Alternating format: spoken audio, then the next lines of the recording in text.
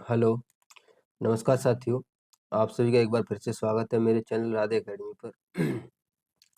तो आज के इस वीडियो लेक्चर में हम बात करेंगे कि दिल्ली विश्वविद्यालय एमए हिंदी साहित्य सेमेस्टर 1 में जो भी हमारे साथी हैं, उनका प्रश्न पत्र है 103 भक्तकालीन हिंदी काव्य। तो उसमें हमारा नागमती वियोग खंड लगा हुआ है पद्मावत से। तो आज हम इसी की नागमती वियोग खंड में जो संकलित पद हैं, उनकी व्याख्या करेंगे। तो आइए दोस्तों, हम देखते हैं।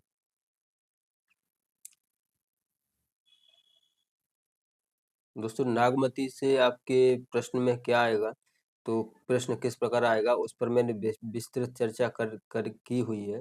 उसका लिंक आपको मेरे चैनल पर मिल जाएगा या मेरे वीडियो को डिस्क्रिप्शन में उसका लिंक भी मिल जाएगा। तो वहाँ से आप नागमती व्यूखंड से जो प्रश्न आएंगे उनको देख सकते हैं। आज इस वीडियो लेक्चर में हम इसमें जो व्याख्या आएगी उसकी बात करेंगे। ठीक है दोस्तों।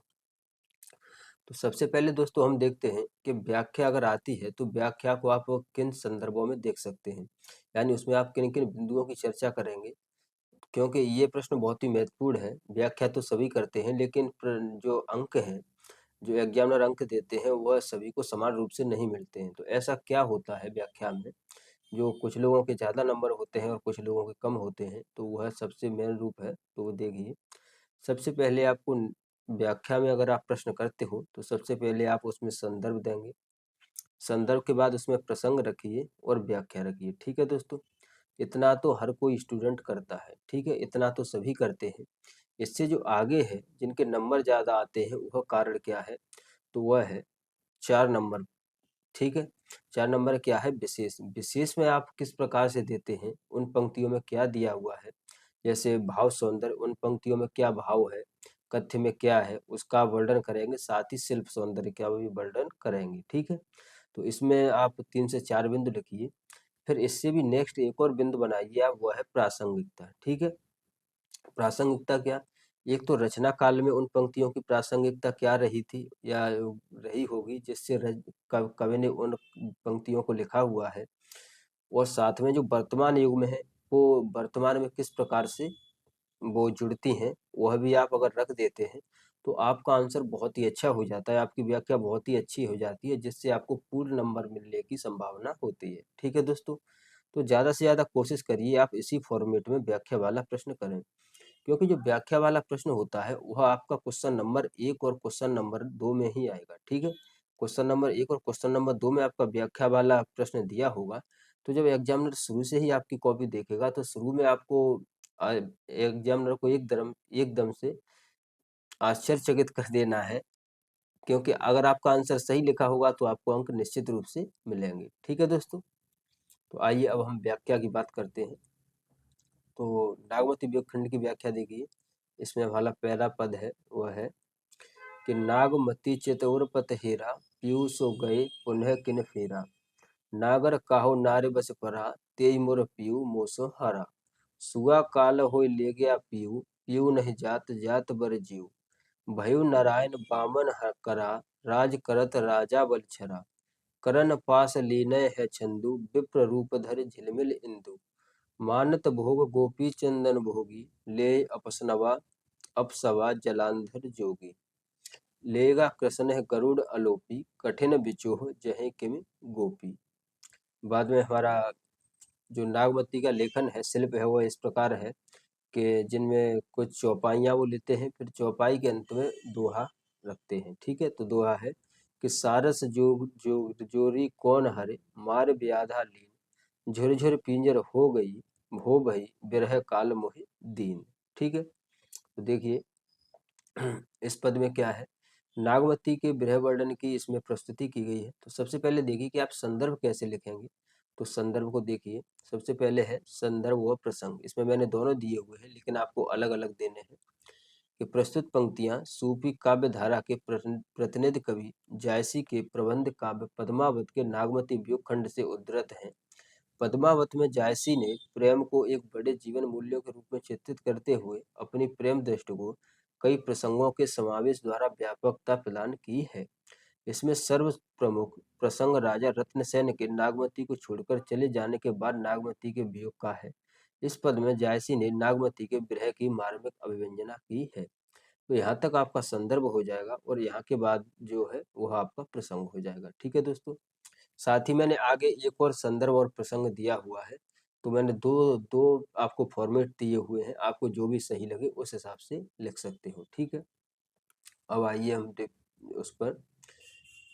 तो पद पर देखिए कि नागमती चितौर पत हेरा, यानी नागमती का पति जब से रत्नसेन चित्तौड़ को छोड़कर गया है, चित्तौड़ के जिस रास्ते से चित्तौर पथ यानी चित्तौड़ के जिस रास्ते से उसको छोड़कर गया था, उस रास्ते पर पीयूष जो उन पुनः कीनन फेरा, उस रास्ते पर उसके पत्नी द्वारा से लौटकर नहीं आया है। फेरा माने होता है लौटना, यानी उसका पति द्वारा से फिर लौटकर नहीं आया है।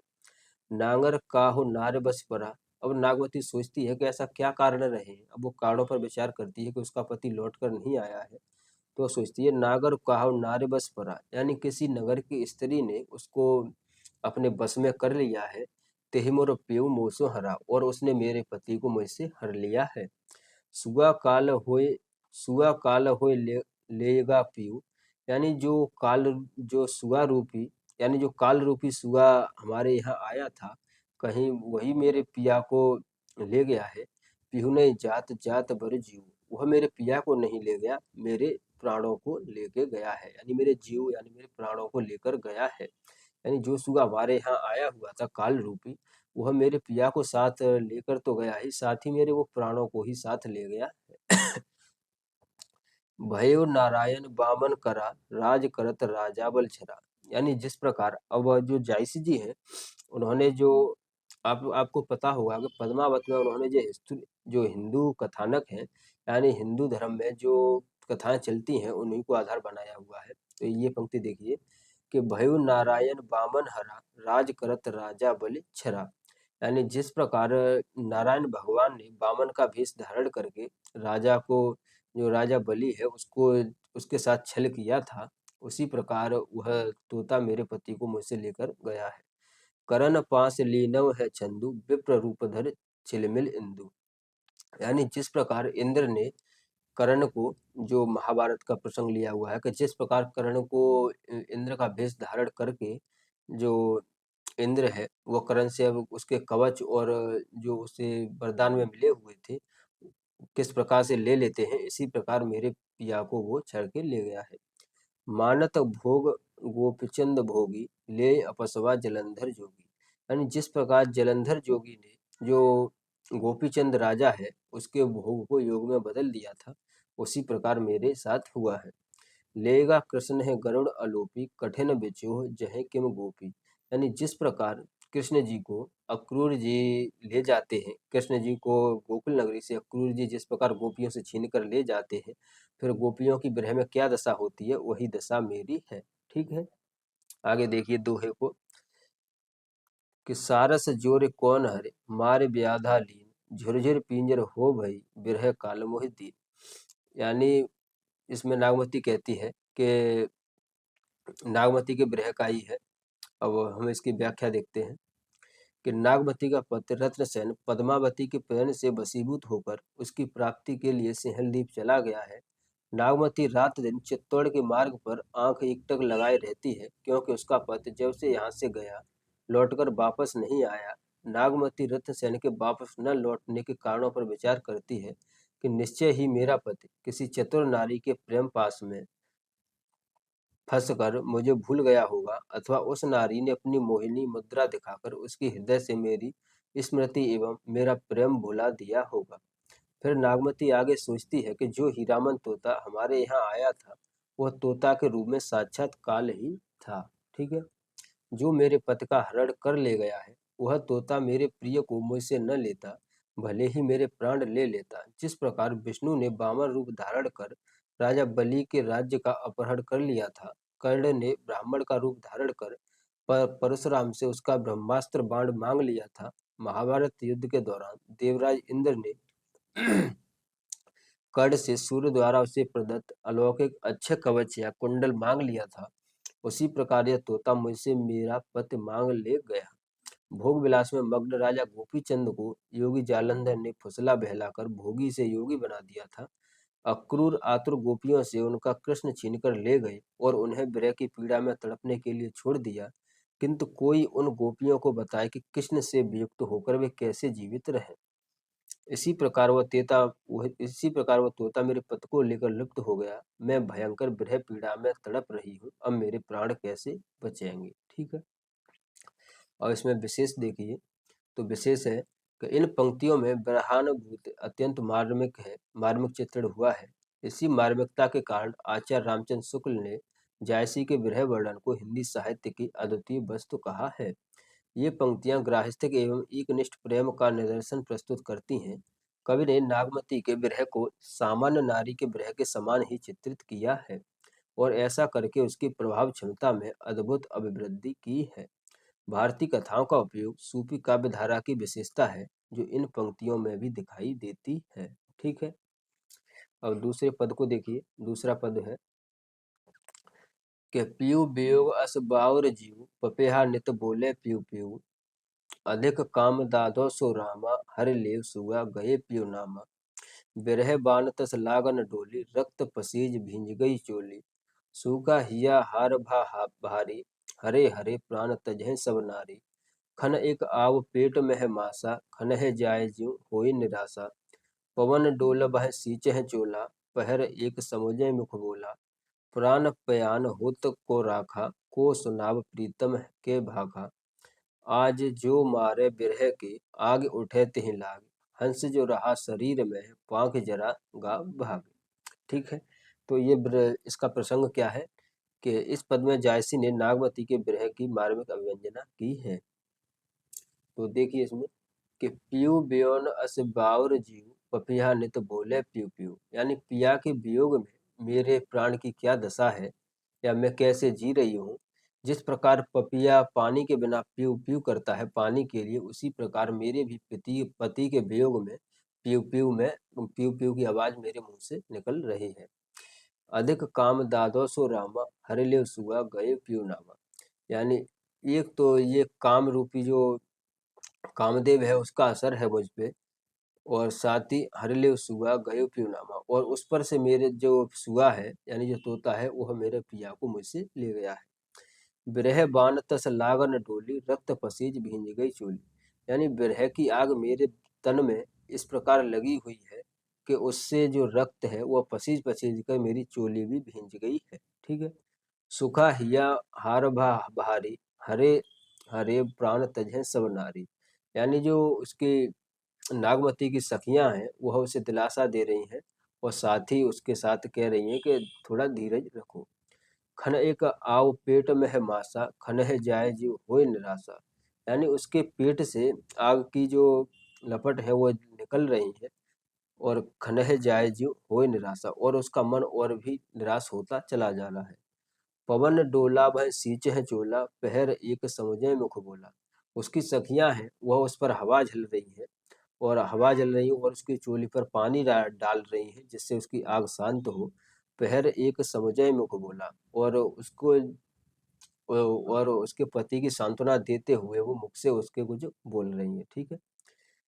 प्राण पयान होत को राखा, को सुना प्रीतम के बाखा, और मैं विरह में इतनी पागल हूँ, मुझे अपने प्राणों का होश नहीं है, और मैं अपने पति के ही भाषा सुनना चाह रही हूँ, यानी को सुना प्रीतम के भाका, और मुझे मेरे प्रीतम के बोल कौन सुना सकता है। आज जो मारे बिरह के, आग उठे ते ही लाग। हंस जो रहा शरीर में, पांख जरागा भाग, यानी मेरे बिरह में आग ऐसी लगी हुई है कि मेरा जीव जल रहा है, और साथ ही मेरे जो शरीर में जो हंस रूपी जीव है उसके पंख जलकर राख हो गए और वह वहीं भस्म हो गया है। ठीक है। देखिए व्याख्या अब हम देखते हैं कि नागमती का हृदय पति वियोग में इतना बावला हो गया था कि वह हर क्षण पपीहे की भांति पीऊ पीऊ पुकारती रहती थी। वह रमणी अत्यधिक काम की अग्नि में जल रही थी। वह हीरामन तोता उसके पति को ले जाकर एक तरह से उसके प्राण को ही ले गया था। उसे ऐसा विरह रूपी बाण लगा हुआ था कि वह हिलडुल भी नहीं सकती थी। रक्त के निकलने के कारण उसकी चोली भी भीग गई थी। उसे देखकर सखियां सोचने लगी कि अब यह कामदेव के पूरी तरह वशीभूत है और यह कांप कांप कर अपने प्राण त्याग देगी। उसके शरीर में क्षणभर के लिए सांस उत्पन्न होती थी और फिर तुरंत चली जाती थी, जिससे सखियां निराश होने लगीं। उसको बेहोश देखकर सखियां उस पर पंखे से हवा करते हुए उसकी चोली पर जल छिड़कने लगी। तब जाकर एक पहर के बाद नागवती ने मुख से कुछ बोला। वह कहने लगी कि प्रिय वियोग में जाते हुए उसके प्राण को किसने बचा लिया। अब मुझे चातकी का स्वर प्रियतम रूपी मेघ से कौन मिलन कराएगा। कब कहता है कि नागवती ने जब विरह से भरकर आह भरी तो उससे अग्नि निकलने लगी। उस विरह अग्नि के कारण उसके शरीर में जीवन रूपी जो हंस था उसके पंख जल गए और परिणाम स्वरूप थक कर वह शरीर में ही रह गया। ठीक है दोस्तों, तो ये व्याख्या है इस पद की। आगे इसमें विशेष देखिए, तो विशेष है कि नागमती के विरह का अतिशयोक्तिपूर्ण चित्रण हुआ है। यहाँ विरह वर्णन ऊहात्मक शैली में है। यह फारसी प्रेमाख्यान की विशेषता है, लेकिन नागमती का प्रयोग परिस्थितिजन्य है, इसीलिए विरह की गंभीरता क्षरित नहीं हुई है। इन पंक्तियों की भाषा अवधि है। बाउर, हरेर और दगवे जैसे ठेठ शब्दों के प्रयोग से यहाँ जीवंतता आई है। रूपक और अतिशयोक्ति अलंकार का सुंदर प्रयोग हुआ है। छंद चौपाई और दोहा है। ठीक है, छंद हमारा कौन सा है, तो चौपाई है और दोहा है। ठीक है, अब देखते हैं नेक्स्ट हमारा पद है, वह है तीसरा कि पाट महादेहरिय न हारू, समुझे जीव चित चेत सुझारू संभारू। भोर कंबल संग होय मोरावा, समर नेह मालत पहयावा। पपीहे स्वाति सो जग प्रीति, जस प्रीति टेक प्यास बांध मन थी। धारते हैं जैसा गगन सो नेहा, पलट आव बरसा ऋतु मेहा। पुण्य बसंत ऋतु आव नवेली, सोरस सो मधुसा मधु मधा कुरसो बोली। जिन अस जीव करस तू बारी, यह तरिबर पुन उठे सवारी। दिन दस बिनु जल सूखे विधासा, पुन सोय सरोवर कोई हंसा। मिलहे जो बिछुरे साजन, अंकम भेट अहंत। तपन मृग सिरा जे सहे, तेन अद्रा बहुलंत। ठीक है, तो इसमें अब वो जो नागवती है तो उसका विरह देखिए इसमें कि पाट महेद्या न हारू, समझे जीव चित चेत सुजारू। यानी वर्षा ऋतु का आगमन शुरू होने वाला है और मुझे मेरे जीव में अभी संतुष्ट नहीं है और अभी मेरे चित्त में को मैं अपने को कैसे संभालूं, क्योंकि वर्षा ऋतु आने वाली है। भोर कंबल संग होय मोरावा, समर नेह मालत पहे आवा। यानी भोर समय के समय भी जो सुहावना होने लगा है, अब मैं ऐसे में अपने को कैसे संभालूं। पपह स्वाति जो सग प्रीति, टेक प्यासा बांध मन थी। धारते हैं जैसा गगन सुनेहा, पलट आव बरसा ऋतु मेघा। ठीक है, तो इसकी हम व्याख्या देखते हैं। तो व्याख्या देखिए कि नागमती अपने पति के वियोग में जल रही है। दासियां और सेविकाएं उसकी इस हालत पर चिंतित हैं और वे नागमती को विभिन्न प्रकार से सांत्वना देने का प्रयास करती हैं। वे कहती हैं कि हे रानी, आप निराश न हो, हृदय में हार न माने और अपने चित्त को स्थिर रखें। आपका पति सिर्फ आपका है। वे उदाहरण देती हुई कहती हैं कि कमलनी के पास जाकर भी भौरा अपनी मालती को नहीं भूलता, उन्हें उसके प्रेम पास में बंधकर वापस अपनी मालती के पास आता है। अर्थात यदि राजा रत्नसेन किसी अन्य नारी के मोहक आकर्षण में फंस गए तो भी निराश अथवा दुखी होने की बात नहीं है। वे अवश्य ही शीघ्र प्रेम का स्मरण कर वापस आपके पास आएंगे। वे कहती हैं कि जिस प्रकार पपीहा स्वाति नक्षत्र की आस में अपने प्यास को दबाए रखता है, उसी प्रकार आप भी अपने हृदय को रत्नसेन के प्रेम में एकनिष्ठ बनाए रखें। अपने मन में धैर्य धारण करें, विचलित मत होने दें। दासियां नागमती को समझाने के लिए एक अन्य उदाहरण देती हुई कहती हैं कि जिस प्रकार पृथ्वी आकाश से प्रेम करती है, तो आकाश वर्षा ऋतु में प्रतिदान स्वरूप मेघों को वर्षा कर पृथ्वी को अपने प्रेम रस से आप्लावित कर देता है, उसी प्रकार राजा रत्नसेन भी अपने प्रेम से आपके हृदय को आप्लावित कर देंगे। दासियां कहती हैं कि तब फिर आपके जीवन में बसंत का नवल रस फूट पड़ेगा। वहीं भ्रमर रूपी राजा रत्नसेन होंगे और लताओं के रूप में आप होंगे। अर्थात समय बीतने पर आपका पति लौट आएगा और आप पूर्व की तरह ही अपने जीवन में पति के प्रेम का रसापान करेंगे। इसीलिए हे सुंदरी, अपने मन को हताश न करें। आपका यह शरीर रूपी तरुवन पुनः पुष्पित पल्लवित हो उठेगा। ग्रीष्म ऋतु में दग्ध होकर तरवर भी पुनः समल उठते हैं। 10 दिनों के लिए यदि सरोवर सूख भी गया तो क्या हुआ, वर्षा ऋतु आते ही वह लबालब भर जाएगा। भर जाता है उसका आकर्षण पुनः लौट आता है, और जो हंस उसे छोड़कर दूर चले गए होते हैं वे भी पुनः आकर्षित होकर उसी सरोवर में लौटकर कीड़ा करने लगते हैं। दासियां कहती हैं कि जब बिछड़े जन आपस में मिलते हैं तो बाहों में भरकर एक दूसरे को स्नेह से आह्लादित कर देते हैं। जिस प्रकार जो मृगशिरा नक्षत्र के ताप को सहता है वह आर्द्र नक्षत्र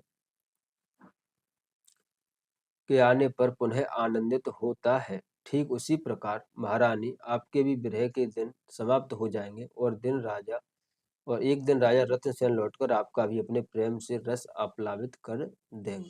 ठीक है, तो इनमें विशेष देखिए कि इन पंक्तियों में सखी के द्वारा नागमती को प्रोवधन दिया जा रहा है। प्रोवधन दुख को हल्का करने और इसके सहने की सामर्थ्य देने की क्षमता अवश्य रखते हैं। सखी प्रकृति और परंपरा से प्राप्त अनुभवों के माध्यम से नागपति के मन में जीवन की गतिशीलता और परिस्थितियों की परिवर्तनशीलता के प्रति विश्वास जगाती हैं। सखी यहाँ वियोग को प्रेम की परिपक्वता और अनुभूति को प्रागढ़ता के लिए रचनात्मक अवसर बताती हैं। मृगशिरा और आर्द्रा नक्षत्रों के नाम है। पहले का संबंध ग्रीष्म की तपन से है और दूसरे की वर्षा के आरंभ से। नेक्स्ट है कि ये पंक्तियां जैसे कि लोक धर्मता और प्रकृति को देखने के सूक्ष्म दृष्टि का परिचय देती हैं। भाषा अवधि अलंकार, भाषा अवधि है, अलंकार उपमा और दृष्टांत और छंद दोहा और चौपाई। ठीक है, और नेक्स्ट है हमारा पद 4। तो दोस्तों जो पद हमारा 4 है इसमें मैंने व्याख्या का एक और फॉर्मेट दिया हुआ है, तो इसको आप देख लीजिएगा। एक तो व्याख्या का फॉर्मेट मैंने आपको 1 से 3 पद में देखा आपने। अब जो चौथा पद है इसमें भी देखिए, इसमें मैंने थोड़ा अंतर किया हुआ है। सबसे पहले पद देखिए कि चढ़ा आषाढ़ गगन घन गाजा, साँझा बिरह द्वंद्व दल बाजा। यानी जो वर्षा ऋतु है उसका आगमन हो गया है। आषाढ़ के महीने में वर्षा का आगमन हो जाता है। तो धूम धाम धीरे घन आए, तेज सेत धाजा बग पात दिखाए, खड़ग बीज चमके चहु ओरा, बुंद बान बरसे घन घोरा। ओनहि घटा चाहे चहु फेरी, कंत उबारू मदन हो घेरी। दादुर मोर कोकिला पीऊ, गिरे बीज घट रहे न जीव। पुष्प नकत सिर ऊपर आवा, होबिन नाहु मंदिर को छावा। अद्रा लाग लाग लाग मोहि मिले, मोहि बिन पीऊ को आदर दे। जिन घर कंता ते सुखी, तिन गारो उगर्व, कंत प्यारा बाहे रे, हम सुख भूला सर्व। ठीक है, सबसे पहले संदर्भ देखिए। संदर्भ है कि दिया गया काव्य अवतरण भक्ति काल की निर्गुण प्रेमाश्रयी काव्य धारा के सर्वश्रेष्ठ कवि मलिक मोहम्मद जायसी की सर्वोत्कृष्ट रचना पद्मावत से उद्धृत है। पद्मावत की ख्याति जिन कारणों से है उनमें सबसे महत्वपूर्ण है इसमें व्यक्त प्रेम दर्शन और प्रेम की सघन अनुभूतियां। ये पंक्तियां इसी गहन प्रेम दृष्टि का प्रतिनिधित्व करती हैं। ठीक है दोस्तों, अब प्रसंग देखिए। प्रसंग है कि प्रस्तुत पंक्तियां पद्मावत के नागमती वियोग खंड से उद्धृत हैं। नागमती रत्नसेन की पत्नी है। रत्नसेन के पद्मावती की खोज में सिंहलदीप जाने पर विरह से उसकी दशा कितनी कातर है यह दिखाने के लिए जायसी ने 12 मासा वर्णन की प्रसिद्ध कथानक रूढ़ी का वर्णन किया है। दी गई पंक्तियां इसी 12 मासा वर्णन से ली गई हैं जिनमें आषाढ़ मास में नागमती की विरह दशा का वर्णन हुआ है। दोस्तों अगर आप संदर्भ और प्रसंग इस प्रकार देते हो तो आपको निश्चित रूप से अंक मिलेंगे, और उसके लिए आपको दोस्तों इसी प्रकार से रखना है। ठीक है, और थोड़ा आप पढ़िए भी,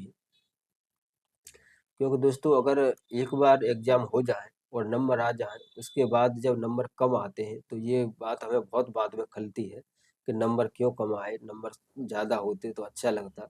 तो उसके लिए आपको पहले इन दिनों पढ़ना होगा। ठीक है, तो देखिए कि चढ़ा आषाढ़ गगन घन गांजा, यानी आषाढ़ का महीना आ गया है और जो गगन है घन है, जो बादल है वह छा गए हैं। साजा बिरह दुंदुदल बाजा, यानी और साथ ही जो वो बादल है वो दल बल के साथ सज धज कर आ गए हैं। धूम शाम धीरे घन आए, शीत धाजा बन पात दिखाए, यानी वो अपने अब कर्तव्य दिखाने लगे हैं। बादल अपने कर्तव्य दिखाने लगे हैं। खड़ग बीज चमके चहुओरा, यानी खड़ग बिजली चारों ओर चमक रही है, आकाश में चारों तरफ बिजली चमक रही है। बूंद बान बरसे घन ओरा, और जो मेघ है वो बरस रहे हैं। ओ नहीं घटा आए चौ फेरी, कंत बार मदन हो घेरी। यानी ओ नहीं घटा, यानी ये घटाएं छाई हुई हैं और कंत उबारू मदन हो घेरी, और मेरे पिया मेरे घर पर नहीं है। दादर मोर एक मिनट दोस्तों।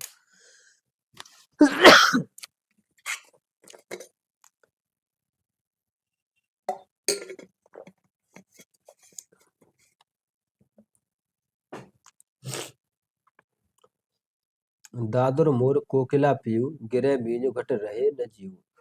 यानी दाद, मोर, पपीहा, कोयल ये सभी बोल रहे हैं और इनका बोलना मुझे अच्छा नहीं लग रहा है। पुष्प नखत सिर ऊपर आवा, हो बिन नाह मंदिर को छावा। यानी जो पुष्प नखत है, नक्षत्र है, वह भी ऊपर आ गया है। अब मेरे ऊपर हो बिन नाह मंदिर को छावा, यानी मेरा पिया जब घर पर नहीं है तो मेरे ऊपर छाता कौन छाएगा या मेरी सुरक्षा कौन करेगा। ठीक है। अद्रा लाग लागे भोई ले, मोहि बिन पीऊ को आदर दे। यानी आद्र जो नक्षत्र है वह भी लग गया है और अब पिया के बिना मुझे कौन आदर देगा। जिन घर कंत ते सुखी, तिन गारो ओ गर्व, कंत प्यारा बाहिरे, हम सुख भूला सर्व। यानी जिनके घरों में पति है, जिन जिन स्त्रियों के पास उनका पति है, वे सब सुखी हैं और गर्व से पूर्ण हैं, और मेरा पिया जब मेरे पास नहीं है तो मैं कैसे सुखी रह सकती हूँ। ठीक है। अब व्याख्या देखिए। व्याख्या है कि नागमती अपने विरह को अभिव्यक्त करते हुए कहती है कि आषाढ़ का महीना आ चुका है।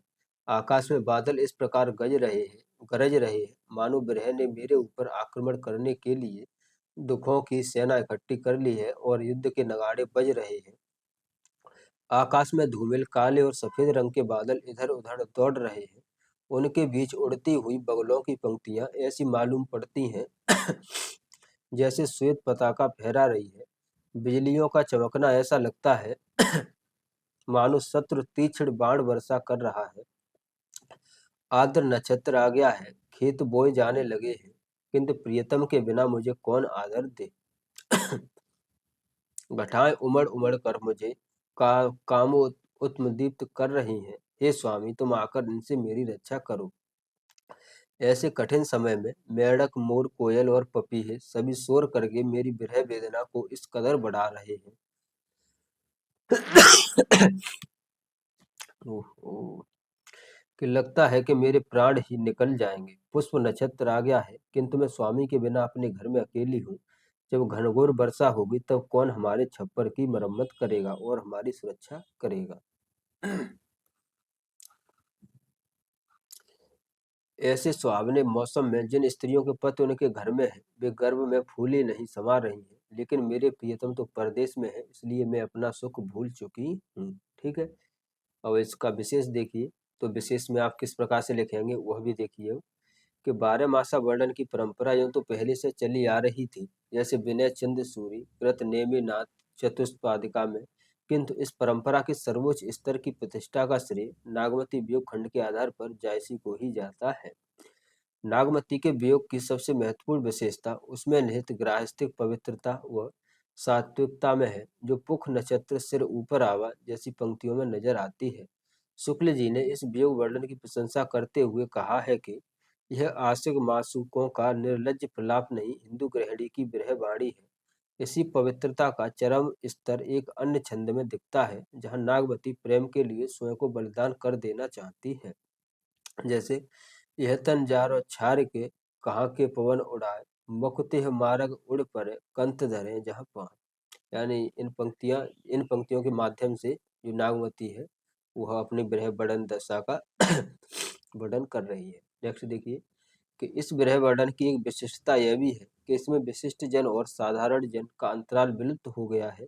इसमें नागमती का रानीपन नहीं नारीपन उभरा है, जिसने इस विरह को साधारणीकरण की अद्भुत क्षमता प्रदान की है। ठीक है दोस्तों, एक मिनट रुकिए।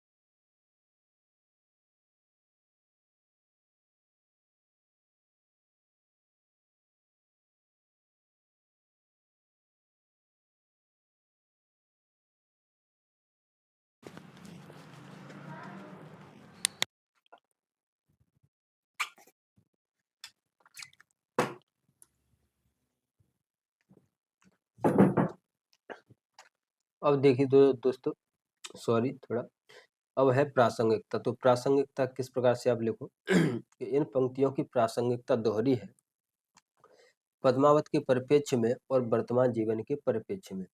पद्मावत के परिप्रेक्ष्य में ये पंक्तियां इसलिए प्रासंगिक हैं क्योंकि यह सिद्ध करती हैं कि पद्मावत को बाकी सूफी काव्यों की तरह तसव्वुफ या इश्क हकीकी के ढांचे पर नहीं समझा जा सकता। यदि यह परंपरागत सूफी रचना होती तो नागमती, जिसे कि दुनिया धंधा का प्रतीक कहा गया है, कि विरह को इतना गहरा बनाने की जरूरत न होती। यह प्रश्न मुख्य तौर पर विजय देव नारायण शाही ने अपनी पुस्तक जायसी में उठाया है। ठीक है। अब वर्तमान युग में ये जो पंक्तियां हैं वो कैसे प्रासंगिक है उसे देखिए कि वर्तमान युग बोध की दृष्टि से भी ये पंक्तियां प्रासंगिक हैं। यद्यपि इसमें दिखने वाले नारी परवस्ता जैसे भाव आज स्वीकार नहीं किए जा सकते, किंतु वर्तमान दौर में जहाँ प्रेम अहम के सामने छोटा पड़ जाता है, जहाँ प्रेम प्रतिबद्धता का नहीं समीकरण और गणना का विषय बन गया है, ये पंक्तियां एहसास दिलाती हैं कि प्रेम के सच्चेपन की पहचान विरह की गहराई से होती है, न कि मिलन के देह के उल्लास से। ठीक है। अब आगे देखिए, जो हमारा पद संख्या 5 है वो कि सावन बरस मेह अति पानी, भरन परी हो बिरह जुरानी। लाग पुनरबस पीऊ न देखा, भई बाउर कह कंत सरेखा। रखत के आंसू परय बोह टूटी, रेंग चली जस बीरह बूटी। सखिन रचा जह पीऊ संग हिडोला, हरिहर भूमि कुसुम्भी चोला। हिय हिंडोल अस डोले मोरा, बिरह जुलाहे दे जग जोरा। बाट असूज अथा अंगीरी, पीऊ बाउर भा बिरह भंगीरी। जग जल मूड लाग तग लाकी, मोर नाव खेवन बिन थाकी। ठीक है। और आगे हमारा दोहा है कि पर्वत समुद्र अगम बिच, बीहड़ बन बन ढाक। किम के भंटो कंत तुम, ना मोहि पावन पांख। ठीक। तो देखिए इस दोहे को कि सावन बरस मेघ अति पानी। अब सावन का महीना आ गया है। सावन के महीने का इस पद में व्याख्यान है कि सावन के महीने में पानी बरस रहा है और बहुत पानी बरस रहा है। भरन परी हो बिरह जुरानी। और जिस प्रकार से, एक प्रकार से तो इधर पानी बरस रहा है बहुत तेज, सावन का सुहावना मौसम है, और उस पर ये मेरा विरह है ये और भी बढ़ता जा रहा है। लाग पुनर्बस पीऊ न देखा, भई बावरे कह कंत सरेखा। और उसमें भी मुझे पिया के दर्शन करने की आस है और वह नहीं हो पा रहे हैं। इससे मुझे और भी दुख झेलना पड़ रहा है। रकत के आंसू परहि भोय टूटी, रेंग चली जैसे बीहर बूटी। बीरह बहूटी। यानी और मेरे आंसू है वो, जो मेरा रक्त है वो आंसुओं के माध्यम से निकलता जा रहा है और मैं और भी परेशान होती जा रही हूँ। सकहे रचा पीयू संग हिंडोला, हरि हरियर भूमि कुसुम्भी चोला। और जो सखियां हैं उन्हों वो अपने पिया के संग हिंडोला झूल रही है या झूले पड़ रहे हैं, और सखियां अपने पतियों के साथ सुखी हैं। और साथ ही जो धरती है वो पूरी हरी भरी हो गई है। सावन में जब धरती पानी बरसता है तो पूरी हरियाली छा जाती है, तो उसी की बात कर रही है। ये हिंडोल अस डोले मोरा, बिरह झुलाए देह जग जोरा। और जो मेरा शरीर है वो हिंडोले के समान डोल रहा है, क्योंकि विरह की वजह से उसमें वो बहुत कमजोर हो गया है मेरा शरीर, और वो हिंडोले के समान झूल रहा है। बाट असूज अतः गंभीरी, जीव बाउर भा भरे भंभीरी। जग जल बूढ़ लाग लग ताकी, मोर नाव खेवन बिन थाकी। पर्वत समुद्र अगम बिच, बीहड़ बन बन ढाक। किम के भेंटो कंत तुम्हें, नाम हुए पावन पाक। तो व्याख्या देखिए कि सावन आ चुका है, घनघोर वर्षा हो रही है जिससे धान के खेतों में पानी भर गया है, किंतु दूसरी ओर विरह के ताप से मैं शुष्क होती जा रही हूँ। पुनर्वसु नक्षत्र भी लग गया और तब भी मुझे प्रियतम का दर्शन नहीं हो पाया है। वे ज्ञानी और समझदार हैं, वे जानते हैं कि ऐसे मौसम में विरह और काम वेदना स्त्रियों को किस कदर सताती है।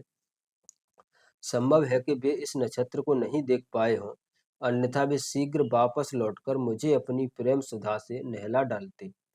मेरे नेत्रों से रक्त के आंसू टपक टपक कर पृथ्वी पर गिर रहे हैं, जो ऐसा प्रतीत होते हैं मानो वीर बहुटियां जमीन पर रेंग रही हों। मेरी सखियों ने अपने पति के साथ झूला झूलना आरंभ कर दिया है। उन्होंने कुसुम्भी वस्त्र धारण कर लिए हैं। और हे प्रियतम, तुम्हारे बिना मेरा यह हृदय झूले के समान इधर से उधर झूल रहा है। इसे कहीं आश्रय नहीं मिल पा रहा है। मेरा मन पागल और विक्षिप्त हो भंभीरी मक्खी के समान इधर उधर चक्कर काट रहा है। मुझे कहीं मार्ग नहीं दिखता है। चारों ओर अथाह जल राशि ही दिख रही है। ऐसे में मेरी जीवन नैया बिना मल्लाह के अर्थात बिना प्रियतम के कौन खेपेगा। नागमती अपनी व्यवस्था प्रकट करती हुई कहती है कि प्रियतम, तुम तक पहुंचने वाले मार्ग में न जाने कितने दुर्गम पर्वत, सागर, बीड़ और घने जंगल होंगे, जे इन्हें पार कर मैं तुमसे कैसे मिलूं। न मेरे इतने क्षमतावान पैर हैं और न ही पंख। तुम्हारे विरह में मैं इतनी अशक्त और दुर्बल हो चुकी हूँ कि मेरे लिए तुम तक पहुंचना असंभव सा प्रतीत हो रहा है। ठीक है। अब विशेष में देखिए तो विशेष है कि इन पंक्तियों में जायसी ने नागमती के माध्यम से मध्ययुगीन स्त्री की वियोग जन यातना, निर्वलंबता और निर्विकल्पता की मार्मिक अभिव्यक्ति की है। सखियों का अपने प्रियतम के साथ झूला झूलना, सावन की मेघ वृष्टि से धरती का जलमग्न हो जाना जैसे अनेक प्रसंग उसकी यातना को तो तीव्र करते ही हैं, उसके मन में प्रिय से मिलन मिलन की आकांक्षा को भी प्रबल करते हैं। वियोग दशा में नागमती की आंखों से गिरने वाले रक्त के आंसू ही मानो पृथ्वी पर रेंगने वाली वीर बहुटियां हों। इस प्रसंग में उत्प्रेक्षा अलंकार का चमत्कार तो है ही, यह कवि की मौलिक कल्पनाशीलता, लोक धर्मी दृष्टि और प्रकृति पर्यवेक्षणी शक्ति का भी परिचायक है। ठीक है। नेक्स्ट देखिए कि प्रस्तुत पंक्तियों की भाषा अवधि है। अवध अंचल के ठेठ देशज शब्द और मुहावरों के प्रयोग से इनमें जीवंतता आई है। छंद है इसमें कौन कौन से हैं तो चौपाई और दोहा है। जायसी ने नागमती के वियोग वर्णन के प्रसंग में बारह मासा वर्णन की प्रचलित काव्य रूढ़ि का रचनात्मक प्रयोग किया है। ठीक है। अब पद संख्या 6 देखिए कि भा भादो दूभर अति भारी, कैसे भरो रैन अंधियारी। मंदिर सून पीऊ अनित बसा, सेज नागनी फिर डसा। रहो अकेले गहे एक पाटी, नैन पसार मरो ही फाटी। चमक बीज घन गरज तरासा, बिरह काल होय जीव गरासा। बरसे मगा झकोरी झकोरी, मोर दोय नैन चुबह जस ओरी। धान सूखे भरे भादो माहा, अबहु न आन्ह सींचह नाहा। पुरबा लाग भूमि जल पूरी, आग जवास बही तस झूरी। थल जल भरे अपूर सब, धारित गगन मिल एक। धान जोवन अवगाह मह, दे बूढ़त पिहु टेक। ठीक। तो इस पद में जो है वो भादों का महीना आ गया है, उसका वर्णन है कि भादों में उसकी क्या अवस्था है। क्योंकि 12 मासा वर्णन है तो 12 महीनों का होगा, तो इसमें भादों का है कि बा भादो दूभर अति भारी, कैसे भरो रैन अंधियारी। यानी जो भादों का महीना है वह भी मेरे लिए बहुत दुखदाई है, बहुत भारी पड़ रहा है, क्योंकि उसमें भी जो रात है वो अंधियारी होती जा रही है। ठीक है। मंदिर सून पीयू अनैत बसा, सेज नागनी फिर डसा। यानी जो मेरा मंदिर है वो पिया के बिना सूना पड़ा हुआ है, और जो मेरी सेज है वह मेरे पर नागिन की तरह डस रही है, मुझे। ठीक है। रहो अकेले गहे एक पार्टी, नैन पसारे मरो ही फाटी। यानी मैं अपनी सेज पर एक पार्टी पर पड़ी रहती हूँ। नैन पसारे मरो ही फाटी, और नैनों को खिल खिल कर यानी आंखों को खोल कर मैं देखती रहती हूँ कि मेरा पति आ जाए। चमक बीज घन गरज तरासा, बिरह काल हो जीव गरासा। यानी जो बिजली है वो चमक रही है, और वो उससे मुझे तरस आ रहा है, और उससे मेरा बिरह काल भी और बढ़ता जा रहा है। बरसे मगा झकोरी झकोरी, मोर दो नैना चुए जैसे ओरी। यानी जो माघ के महीना में जो वर्षा हो रही है, जो वर्षा है वो बरसे मघा झकोरी झकोरी, यानी जो मेघ है वो झकोर झकोर बरस रहे हैं, यानी वर्षा बहुत भारी हो रही है, और उसके साथ ही मेरी नैनों से जो आंसू हैं वह भी चू रहे हैं, और मेरे आंसुओं से भी निराधार जो आंसू मेरे ऐसे चल रहे हैं जैसे वर्षा में मोरी चलती है। ठीक है। धान सूखे भरे बांधो माहा, अबहुन आने सींचे नाहा। यानी धान सूखे भरे बांधो माहा, यानी धान की फसल है वह भी सूखने को आई है। अबहुन आए सींचित नाहा, और अभी भी मेरे पति नहीं आए हैं। पुरबा लागे भूमि जल पूरी, आगे जवास बही तस झूरी। थल जल भरे अपूर सब, धारत गगन मिल एक, धान जोवन अवगाह में, दे मूरत पीऊ टेक। यानी जल थल सभी पानी से भरे हुए हैं और गगन से भी पानी बरस रहा है। अब ऐसे में कैसे पिया के बिना सबूरी बांधो। ठीक, तो अब देखिए व्याख्या कि नागमती रत्नसेन के विरह में जल रही है। नागमती अपनी कथा सुनाती हुई कहती है कि जल से भरे इस भादो महीने को काटना मेरे लिए दूभर हो रहा है। मेरा घर सूना है, रातें अंधकारमय है। ऐसी स्थिति में प्रियतम के बिना मैं इन सूनी और अंधेरी रातों को कैसे काटूं। मेरे प्रियतम कहीं दूर चले गए हैं और मेरी सैया नागिन बनकर हंस रही है। मैं सेज की एक पाई को पकड़े उस पर अकेली पड़ी रहती हूँ। स्वामी की प्रतीक्षा में मैं अपने नेत्रों को फैलाए बाट देखती रहती हूँ और वेदना के कारण मेरा हृदय विदीर्ण हो रहा है। बिजली चमक चमक कर और बादल गरज गरज कर मुझे डराते रहते हैं। विरह काल के समान डराता है। मेघा नक्षत्र के आने से बादल मूसलाधार बरस रहा है और मेरे नैनों से आंसू इस प्रकार बरस रहे हैं जैसे वर्षा ऋतु में मकान की ओरी से पानी चूता हो। भादों का महीना बीत गया है और फाल्गुनी नक्षत्र लग गया है। सारी पृथ्वी वर्षा जल से भर गई है। फिर आगे नागमती कहती है कि आंख और जवाका जवासा के वृक्ष जिस प्रकार वर्षा ऋतु में झुलस कर सूख जाते हैं, उसी प्रकार इस वर्षा ऋतु में झुलसकर मैं सूख गई हूँ। मैं रमणी हूँ, सुंदर हूँ। यह महीना जल से भरा हुआ भादों का है, किंतु मैं विरह ताप से सूखती चली जा रही हूँ। परंतु अब भी मेरे स्वामी आकर मुझ पर अपने प्रेम की वर्षा नहीं कर रहे हैं। सारी पृथ्वी लबालब भर पड़ी है। पृथ्वी और आकाश मिलकर एक हो गए हैं। हे प्रियतम, मैं यौवन यौवन के अथाह सागर में डूबती जा रही हूँ, आकर मेरी रक्षा करो। ठीक, अब विशेष देखिए, तो विशेष में है कि इन पंक्तियों में विरहानुभूति का अत्यंत मार्मिक चित्रण है। इसी मार्मिकता के कारण आचार्य रामचंद्र शुक्ल ने जायसी के विरह वर्णन को हिंदी साहित्य की अद्वितीय वस्तु कहा है। ठीक है, फिर है नेक्स्ट कि पंक्तियां ग्रास्तिक एवं एकनिष्ठ प्रेम को प्रस्तुत करती हैं। कवि ने इन पंक्तियों में सट ऋतु वर्णन की कथानक रूढ़ी को अपनाते हुए भादो ऋतु का अत्यंत जीवंत चित्रण किया है।